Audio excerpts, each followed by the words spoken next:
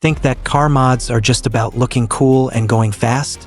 Think again. Some can supercharge your engine, and others can wreck it beyond repair. Worse yet, a few could even land you with a hefty fine. But here's the twist warning: the same mods that can blow your engine can also unlock insane performance, if you do them right. Today, we're diving into 3 controversial mods that toe the line between illegal and incredible.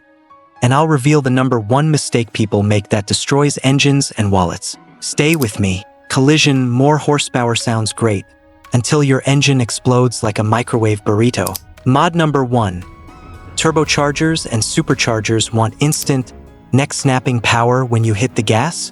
Forced induction mods like turbos and superchargers can double your horsepower. But there's a catch.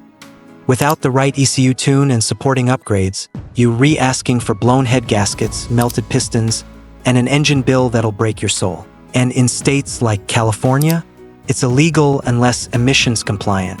So yes, it's powerful, but done wrong, it's financial suicide. Mod number 2, cold air intake's one of the most popular beginner mods.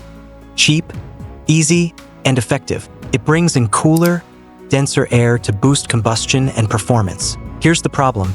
Install the wrong intake and you could mess with your air-fuel ratio, trigger check engine lights, or worse, hydrolock your engine during a rainstorm. That's a full engine replacement, my friend. Want to avoid it?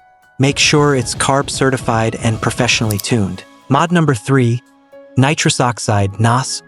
We've all seen it in racing movies.